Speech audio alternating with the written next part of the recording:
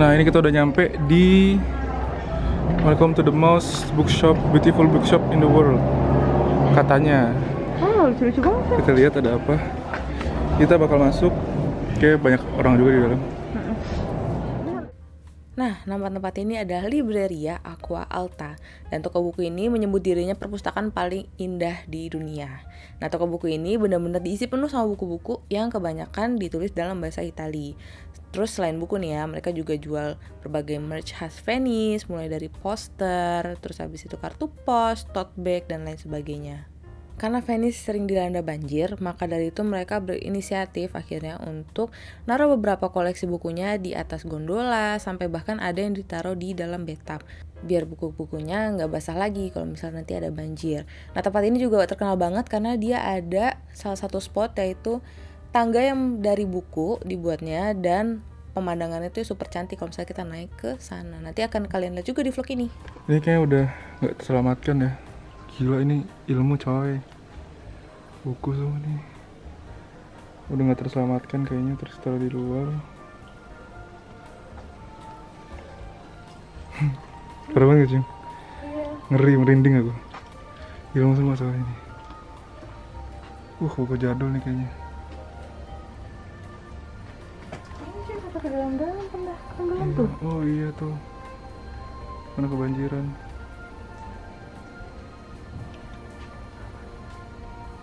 Ini terkenal tangga dari buku. Boleh kamu naik? Aman nggak? Aman.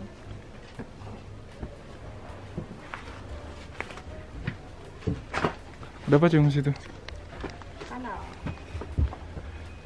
Coba kita lihat. Wow, amazing.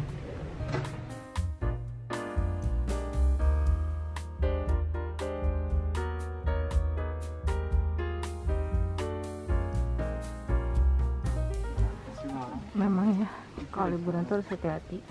Terus sebenarnya ini nggak tahu mau ditaruh di mana, karena kita cuma bawa 2 ransel. Tapi kita memutuskan untuk oke, kita beli. Selesai sudah perjalanan kita di perpustakaan tercantik di dunia. Katanya. Menurut dia, versi dirinya sendiri, bukan versi on the spot. Terus kita tadi bawa pulang ini poster buat dipajang di rumah. Terus habis itu kita sekarang mau jalan ke Piazza San Marco. betul. Gimana kesannya? Hah? Bagus sih, bagus banget. Tapi ya bukunya dalam bahasa Italia, ya, sayang sekali. kita tidak mengerti gitu ya. Gitu. Dan menarik sih, unik banget toko bukunya. Betul. Jadi harus banget kesini kalau misalnya mau coba-coba lihat sesuatu yang unik gitu. Jadi karena kamera kita baterainya bentar lagi habis, kita bakal irit-irit karena kita mau ngasih lihat sunsetnya. Nah, sekarang kita lagi berada di depan rumah sakit. Rumah sakit apa namanya? San Giovanni e Paolo. San Giovanni e Paolo gitu. Bukan Giovanni Triaqueque, jadi Bukan. jangan salah. Terus abis itu sekarang kita lagi ngatur rencana, ngatur strategi. Kita mau ngabisin waktunya gimana? Kita langsung lihat peta aja. Kita di mana sekarang? Petanya? Kita di sini. Kita di sini. Terus? Nah, tadi tuh yang toko buku di sini. Terus selanjutnya kita pengen ke Piazza San Marco. Agak muter memang. Agak ada gini ya. Nah, Tapi ya sudahlah. dari San Marco kita pengen ke sini. Ini adalah jualan makanan Seafood goreng. seafood goreng. Terus perjalanan kita akan berakhir di Santa Lucia. Di stasiun tempat kita datang tadi. Kaki dimohon bersabar ya, kaki mohon bersabar. Perjalanan masih panjang. Terus habis itu minum juga masih banyak, alhamdulillah. Masih setengah. Oh ini nih, rumah sakit kita benar-benar kayak gereja, tapi rumah sakit. Iya. Ini ya.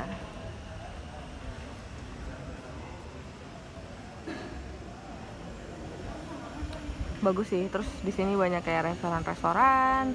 Terus ada tempat duduk juga, walaupun ini tempat duduknya agak silau karena mataharinya di situ. Pas banget. Tapi ya udahlah.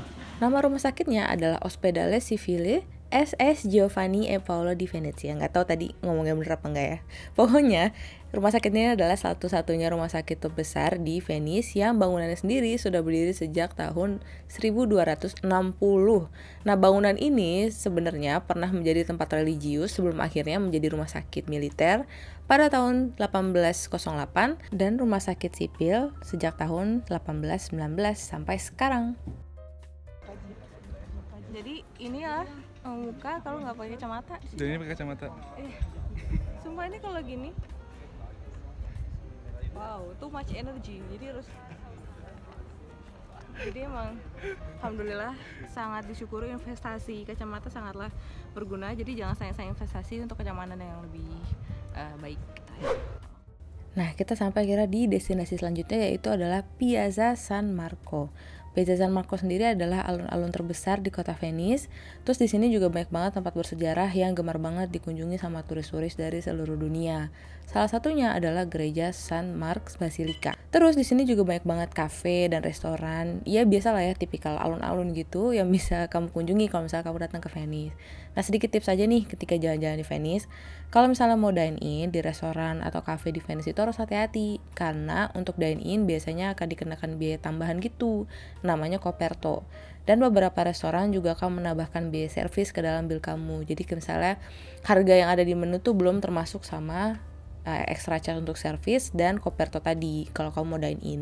Tapi tenang aja, nggak ada scam sih harusnya di restoran-restoran di sini, karena biasanya pihak restoran akan menuliskan segala biaya yang akan ditambahkan nantinya atau yang aku sebut tadi di menu yang biasanya ada di depan restoran. By the way, ini akan ada sedikit ASMR suara laut buat kamu yang kangen liburan.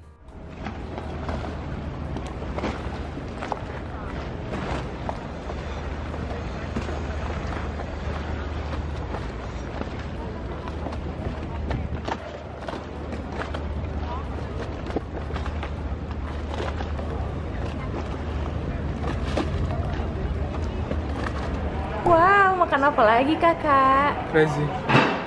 Seafood goreng. Seafood goreng. Ini ada ikan teri. Ikan teri. Ini bukan seafood ya. Udang, Cumi. calamari. Crazy. Kurang sambal alfabet. Aku sedang buka sepatu karena sudah tidak kuat lagi.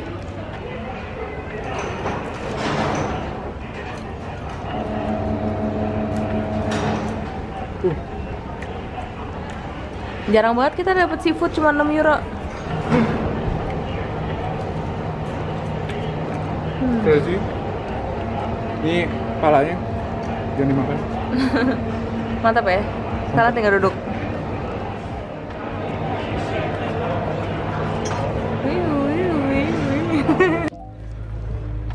Kita kayak anak alay nongkrong depan stasiun. Cuma kita lagi duduk-duduk. Karena salah satu kelemahan Venice itu jarang tempat duduk. Jadi kita lagi menikmati sambil nunggu sunset. Nah, nanti kalau udah mau sunset kita akan jalan ke arah, sebenarnya matahari itu datang dari belakang kita. Nah, sekarang kita nanti mau nyari bagian yang kira-kira sunsetnya pas. Jadi udah lihat di peta dengan perkiraan letak matahari sekarang. Sotoy kali. Kayaknya ada di sono. Terus sekarang, iya. Tapi kita mau istirahat dulu, ngecas tenaga karena udah jalan jauh banget. Tadi lagi enak, duduk-duduk mau sholat sekalian kan, tiba-tiba digusur sama nenek-nenek. Yeah. Semoga audionya masih bisa didengar ya, soalnya nggak tahu deh, ini kan pakai HP soalnya kameranya udah mate. Mau marah sama nenek-nenek nggak bisa kan? Nggak bisa, karena mereka juga butuh tempat duduk. Kasian banget sih, tapi kayak mukanya tuh udah melas. Kayak mas, tolong banget mas. Kayak udah sampai lemes aku gitu. Udah mercy dikasih iya, tempat udah duduk. mercy mulu kan. Nanti kita akan kembali lagi setelah pariwara berikut ini. Akhirnya kita udah sampai di destinasi terakhir selama aku dan Danu di Venice, yaitu adalah Catching Sunset. Jadi itu dia tadi rangkaian vlog perjalanan ke Venice yang ada 3 bagian. Makasih banget ya udah nonton sampai sini. Semoga vlognya bisa menghibur dan informatif juga gitu. Jadi makasih banget nih udah nonton. Dan sekarang kita nikmatin sunset ini bareng-bareng ya kan. Habis itu akan ada closing dari aku sama Danu. Dan saya Mega Voice Over beserta segenap kru yang bertugas mengucapkan terima kasih dan sampai jumpa di vlog-vlog selanjutnya. Bye-bye.